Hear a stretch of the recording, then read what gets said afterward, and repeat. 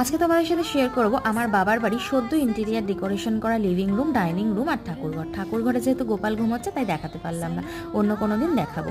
আর এটা হচ্ছে আমাদের ব্যালকানির দরজা, এটা আর খুললাম না। আর ওই যে দরজাটা দেখছো সামনে, ওটাই হচ্ছে ঠাকুরঘর, যার পাশে রয়েছে বুদ্ধের একটা কর্নার, নিচে রয়েছে একটা ফুল গাছ।